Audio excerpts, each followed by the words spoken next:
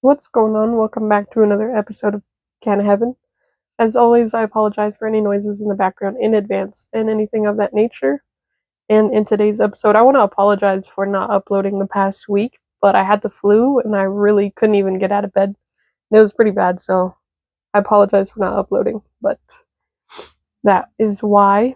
And I'm still kind of getting over it, so I might sniffle and cough, but I apologize for that in advance. And as always, I like to start these off with a disclaimer by stating that these are for entertainment purposes only and to always do your own research to come to your own conclusions. And I believe in your ability to be your own person. So, with that being said, I'm going to jump right into today's episode. So, what I want to talk about in today's episode is how I personally get through hard times and the challenges that I face in my everyday life. And going into how I face all of the challenges and the things that happen that are not so good in my life is, I want to say that it's simple, but it's not simple. But when I say it in words, it sounds very simple. And that is because the reason I say that it's simple is because when I say it out loud, it sounds really simple, but living your experience is different than saying your experience. Like, I could say that I stubbed my toe, but that doesn't equivalent, or that's not the equivalent of me actually going and stubbing my toe.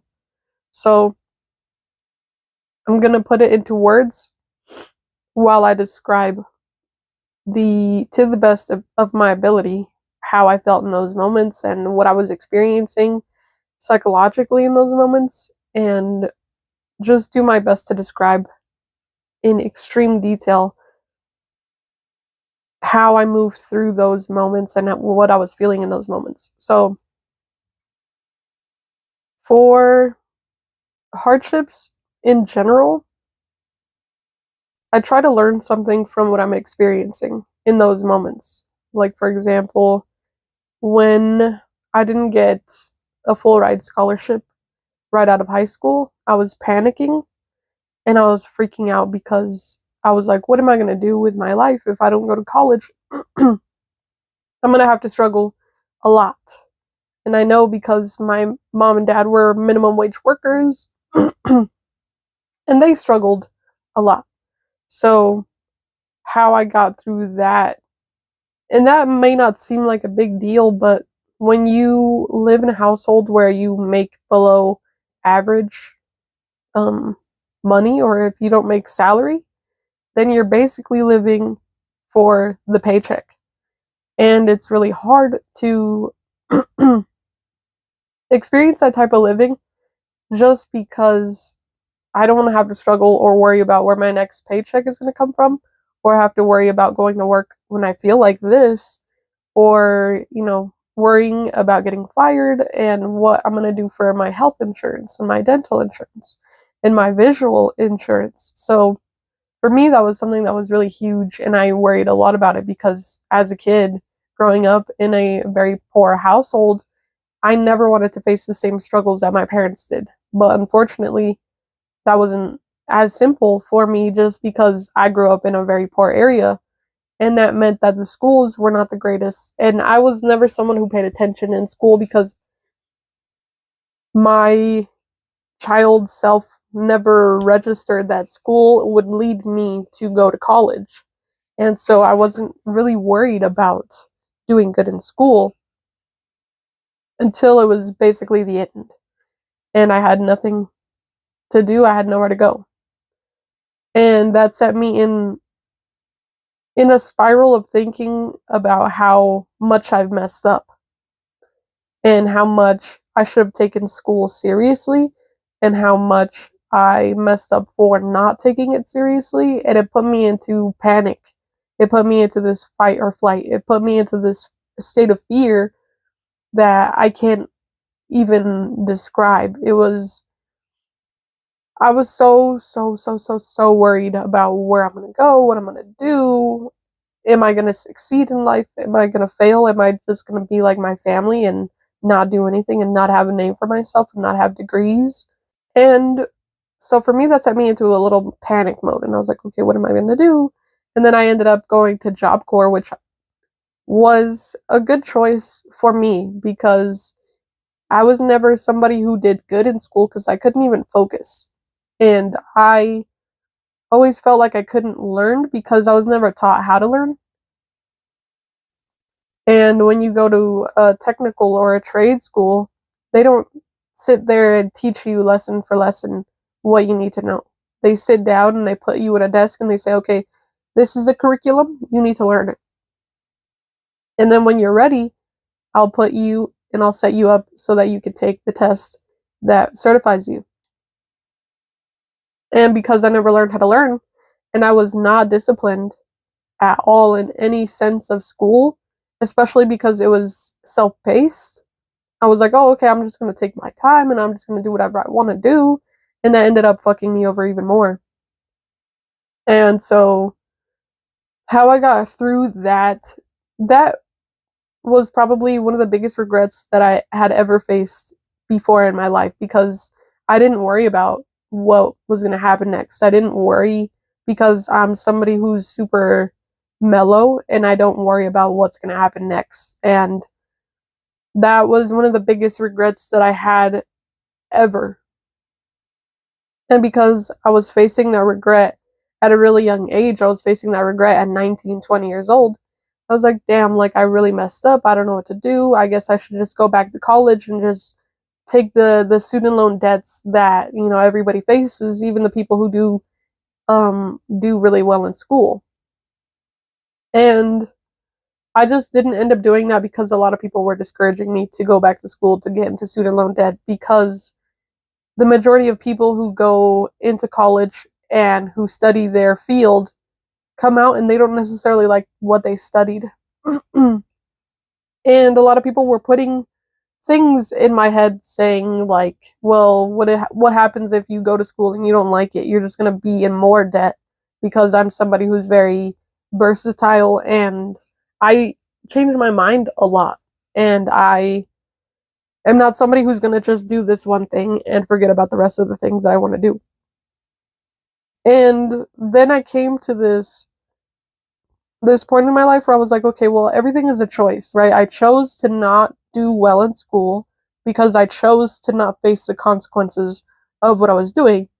So what can I choose to face the consequences and to do that thing? And I had always known from being a kid that whatever I would do, I would succeed in because I picked things up really fast. That's why I didn't try in school because everything just came really easily to me, except for grammar, if you couldn't tell by the way that I speak. Grammar and English was something that I struggled with. Excuse me. Was something that I struggled with heavily. And because of that reason, I apologize if that was really loud. I never really focused on the things that I needed to pay attention to. And I kind of learned a lot through that regret. I was like, okay, well, I'm feeling a lot of intense emotion, a lot of regret, a lot of scared feelings, a lot of fear, a lot of worry, a lot of this mixture of emotions that doesn't make me feel good at all. And when I was going through it at the time, I couldn't describe what I was feeling. I knew that it was a mixture of all of these different feelings. And if I had to describe feelings into colors, it was like mixing yellow and green and blue and purple and red and mixing it until it comes to this really disgusting brown. And for me, that was the best way that I could describe my feelings because at the time I didn't really know what I was going through. And because of the mixture of not knowing what I was going through plus how I was feeling, it didn't make for a good combination. And it was really hard for me to get myself through that hard time because I didn't even understand what I was feeling. And so the first thing that I tried to do was try to understand what I was feeling. And I apologize if you could hear that car in the background, but I tried to understand what I was feeling and understand it to the best of my ability and to the most extreme depth. Like, I wasn't just sad that I didn't finish high school, and I wasn't just sad that I didn't go to college. I was remorseful that I didn't do good in school. I was feeling regretful because I didn't face the consequences to my actions at that time, and it was rolling over into my adulthood. And it was just a mixture of really intense emotions. And I felt angry at myself for not taking the things that I needed to take seriously. I was very angry and upset with myself for not taking those things seriously.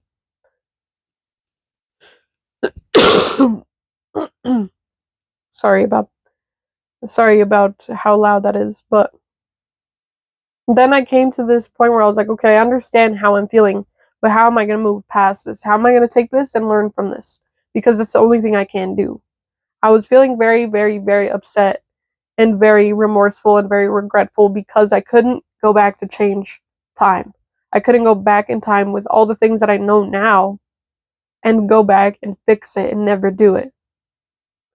And how I got myself to basically live with the fact that I can't change time. I can't go back in time. How I got myself to be okay with where I was accepting that I can't change time and that I don't live in this magical fairyland where I can just reverse the clocks. And because of that, I grew into a lot of acceptance for where I was, who I was, and what I did. And after accepting it, it's kind of like when you go through the stages of grief. You suffer for a long time, and then you finally just accept it because there's nothing you can do. And that nothingness makes you feel powerless. And for me, when I was feeling powerless, I was like, the only thing I can do is accept it. And that's what's going to give me power because right now I can't change anything. And it makes me feel powerless. It makes me feel like I don't have control over anything. And how can I, face the consequences to my actions if I don't have the power to do anything about those things? And obviously, you do have the power to do things about your situation. Maybe not to the degree that I do, but for me, it was very simple. Like, I could just go back to school and actually study and work really hard to get to the place that I want to be at. But it would still take a lot of time because I'd still have to go through school and then find a job and then actually work really, really, really hard for the next 45 years or so. And because of this, I felt less powerless because I was like, okay, well, if I really, really, really, really come to the point where I'm really struggling, I'll just do something that I know I can, get into. Like, for example, I know a cop who straight out of college went and became a cop, and you don't need any schooling to be a cop. They train you and you just go to school. So it's basically like school, but you do it for free, and if anything, they pay you for training. And it's the same thing with the military, and it's the same thing with all of these things that aren't maybe like the greatest route for people, but they are free and it is an option for me. So I told myself that over and over. I do have options. It might not seem like I have options, but I do have options. And so I kind of ingrained that in myself. Okay, what are we going to learn from this situation? I didn't want to try in school, and now I'm facing the consequences. So what do I want to try at? And what is it going to do for me? And what can I do that will move me in a positive direction overall in all of life, not just financially or spiritually or emotionally? What is going to benefit me full well-rounded in the physical world? What's going to help me in my mental space? What's going to help me feel the most financially stable? What's going to help me feel stable? And I came to a conclusion that I want to help people. And I want to help people because it's what fills me with joy. It's what makes me feel like I contribute to society. And because of that reason, I was like, okay, what can I do that will help people? What personally helps me? And for a long time, I was like, music. Music is what I want to do. Music is what makes me feel good. And I started to make music, and I made music for about 2 years before I stopped really like running with that.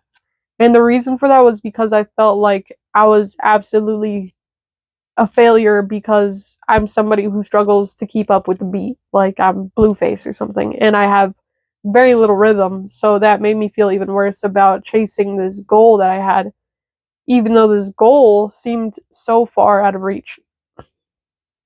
And now I'm at this point where I still do music, but now I just do it for fun. And then I came to the conclusion that I could just do social media. And so I started doing social media. I started to post a lot of gaming content and I started to actually do stuff, but I was never really disciplined, ever. So because of the lack of discipline, I always missed uploads. I always, I didn't care about the way that I was editing the videos. I didn't care about promoting my videos. I didn't care to upload things that were necessarily searched for because I didn't want to be a sellout. I didn't want to be just somebody on the internet who's trying to sell you a product, even if that product is me. And so I was like, okay, what can I do that's really genuine? Because that's the only thing that I can do. The only thing I can do is be myself to the best of my ability and to push myself to be better every single day. And so when I started really, really taking this podcast seriously, that's when I was like, okay, I really, really want to film these episodes because I want the person who's listening or the person who's watching to be able to see the environment that I'm in. I want them to be able to see who I am. I want them to be able to be here with me and not just listen to me from behind their phone or behind a screen. And also, I apologize for the plane that's going by. And because of this, I started to do things that I wanted to do, and I would actually like tell people that I had the social medias that I had, because for a long time I was like, I don't want to tell people because people are not as supportive as I think they're going to be. And I don't want the backlash of hearing people say, well, that's not really practical. And I didn't want to hear the consequences of what I was doing because I already know the consequences of what I'm doing. If social media really doesn't work out, then it'll just be, honestly, it'll be a waste of my time because I know that I can contribute a lot to society if I really took myself really seriously and I put in a lot of work and a lot of effort, which I'd be willing to do. And I am willing to do. And I'm continuously showing up for myself. Like the past year, I was going through this hard time of not taking care of myself and not taking things for their face value. And because of not taking things for their face value, I started to suffer a lot more in my everyday experience. And then I started to sit there and be like, okay, what can I learn from this? What can I grow through what I'm experiencing? In what ways can I grow from what I'm experiencing? And I came to this realization that I have a tendency to care about everybody except for myself. And that was really hard for me to accept because I was like, well, the reason I want to work hard is because I know what it's like to feel like shit. And I don't want anybody to ever feel like shit, but that's not the reality of life. I can't feel things for you. I can't fix your problems for you. I can't tell you what's right from wrong because you're going to do whatever your moral compass is telling you to do. And because of that, I did the same thing. And so how I get through all of these hard times is to really, really, really hone in on what I'm feeling. What am I feeling? I feel remorseful. I feel sad. I feel frustrated. I feel a lack of balance. And through these states of where I'm lacking, like for example, if I'm really frustrated, I'm lacking patience to get through whatever is frustrating me. So I use that to my advantage and I sit there and I say to myself, okay, I feel this lack of patience because I feel frustrated. And I say, okay, well, how can we build more patience? And we say, okay, well, when the frustration comes up, be patient with yourself. Feel it, but don't feed it. And so that's what I have done for the past couple of years of when I have been experiencing hardships. Like when I move or when I get a new job or when things don't work out the way that I plan them. And that's kind of life. Life is always kind of just like hitting you left and right. And so another way that I've chosen to look at things that personally helps me get through those things is tell myself, okay, this is an intervention that the universe has in store for me. It's not something that I need to control, and I don't need to sit here and try to be the biggest, best person because that's exhausting. And so I take things for the face value. And for example, I just got this new job, and at my new job, they're closing the place down. So I have no job after a couple months of being there. And for me, it wasn't something that I worried about because the people who were in charge were like, "Don't worry, we're gonna try to transfer as many as we can, and for the people who we can't transfer, we're gonna do our best to give you resources, like help you get a new job that will pay and that will have good benefits just like you have here, so don't worry about it."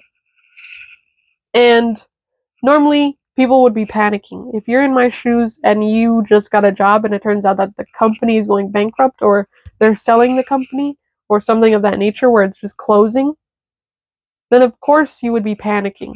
And for me, I sat there and I was like, nope, this is leading me to what it's needing to lead me to. This is only here and it's temporary for the fact that I'm just here to do one thing and to learn from that one thing. So, what is that one thing? I don't necessarily know what that one thing is yet, but I know that it's here. And I know that it's coming. And I know that I just have to be patient enough to accept the gift that life is giving me because life is not happening to me. And that's another way that I get through these hardships. I tell myself life is happening to me. It's not happening, or sorry, life is happening for me, not to me. And so when I heard the news that the company was closing, I was like, okay, this is just divine intervention. So obviously, I just needed to meet somebody that I've already met, or I'm going to meet somebody, or I'm going to get a better job than I had here, and they're going to transfer me to the same company, but it's closer to my house. So I'm going to have an easier way or an easier route to work, or I'm going to have an easier time at work because I'm going to meet somebody who's going to give me opportunities. And yesterday, no, I want to say on my Friday, which was Saturday, one of my coworkers came up to me and they said, "Hey, I have an opportunity for you if you want to take it." And I was like, "Oh yeah, I'm open to this opportunity. What is it?" And this coworker told me, "Oh, well, I sell products online and I want to teach you how to do that because you speak English and Spanish." And my coworker only speaks Spanish. So I'm like, "Oh, that's very interesting that out of everybody you want to tell me about this opportunity." And I had asked this person, like, "Am I the only person that you've offered this to?" And what he told me was, "I don't just offer it to anybody, I offer it to people who really are serious about what they're doing and people who really genuinely want that experience of being able to sell stuff online so that they don't have to work a normal job. But if they do want to work a normal job, you'll be getting both pay." And he says that he does well. So I'm obviously gonna do my best to take things for face value with a grain of salt because this could work or it couldn't. And I'm doing my best to stay positive, and I told myself that for 30 days I'm only going to think positively. So that's why I accepted this person's offer to teach me how to do something that I don't know how to do yet. So for me, I was like, oh, okay, this is a learning experience, and maybe this is the reason that I applied to this place, got hired, and as soon as I got hired, they told me that they were closing.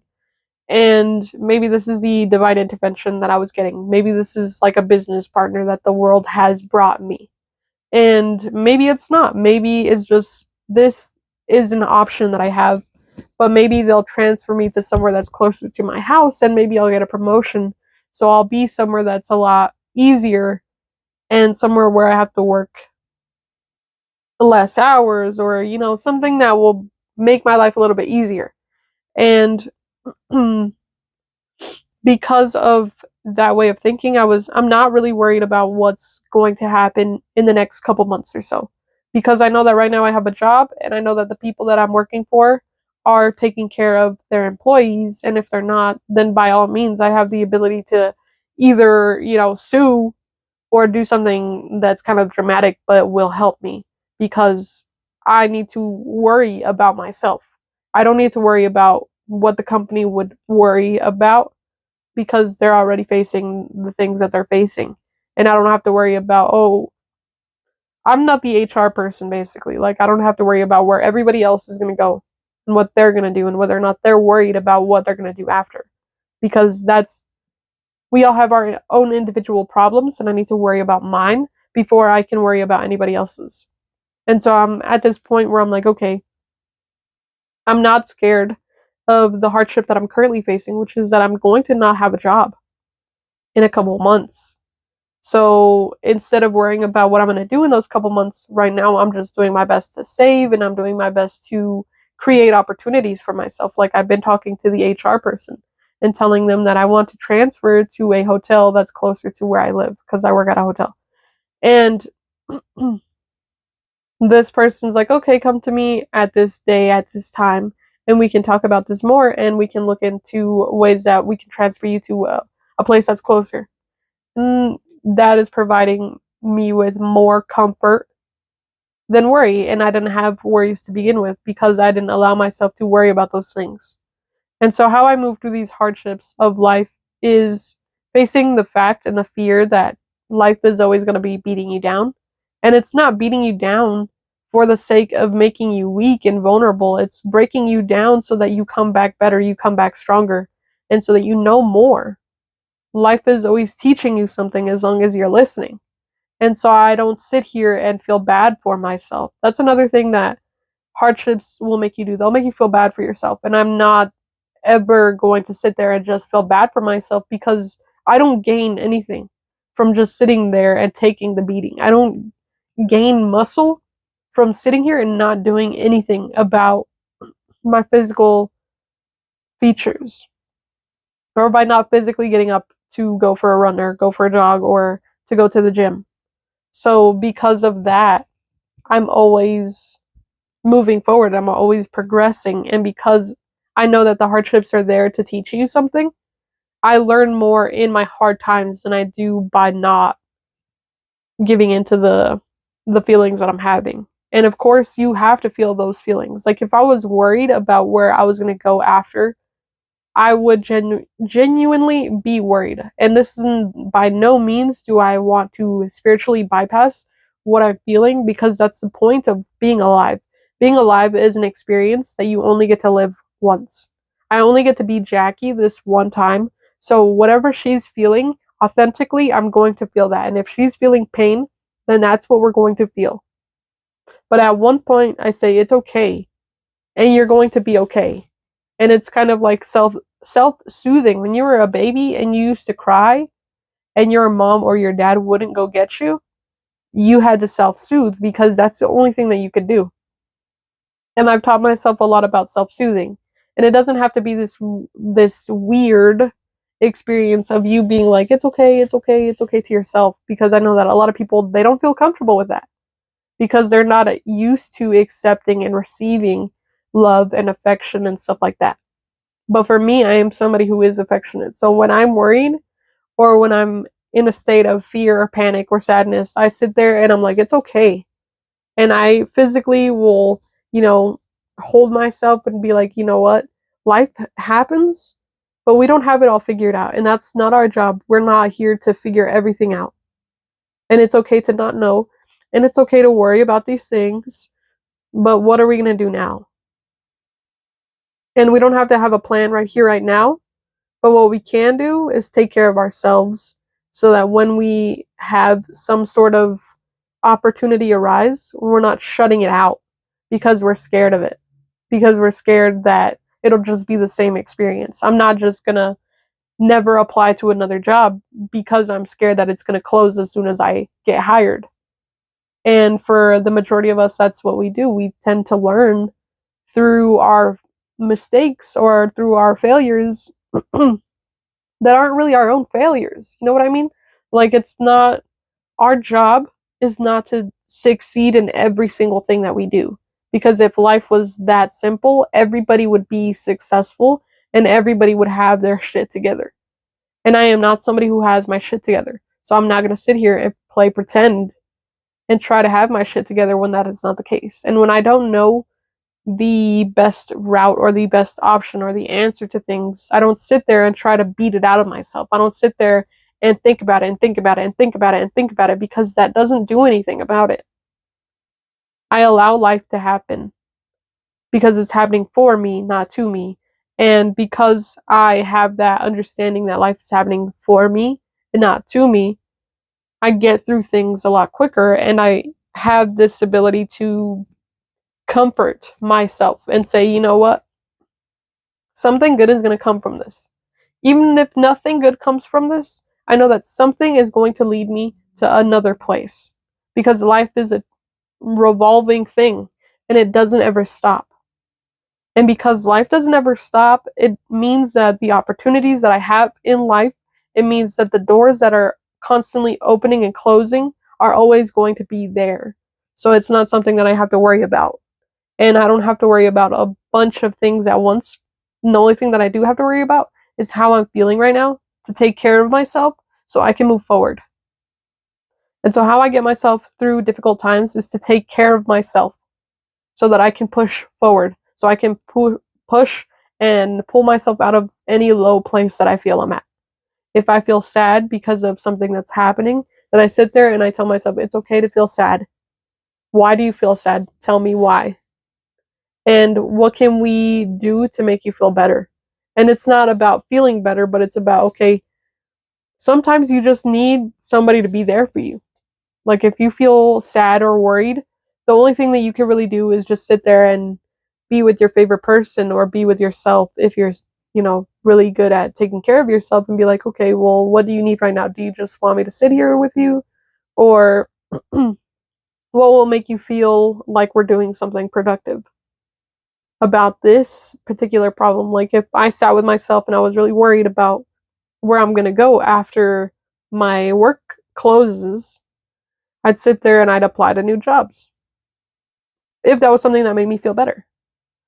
And I'd sit there and I'd think about, okay, what do I want to do? Or who can I contact to ask them if they know of any opportunities that I could take? Or do I feel like school is the best option? Or do I feel like something else is the best option? What do I feel like is the best option for me right now?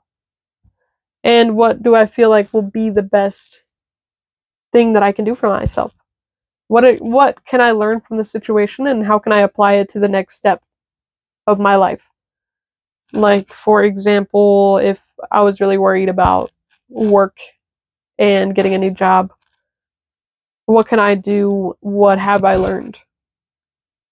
I learned that if you're taking, these interviews seriously, that you can really get hired on anywhere. And if you really know how to sell yourself, you can get hired in positions that you don't really necessarily have any experience in. Even if they require experience and you're a quick learner and you're really dedicated to the job, you can do whatever you want to do. So, to conclude this, how I get through the hardships is I try to take something and learn something from those, but also take care of myself.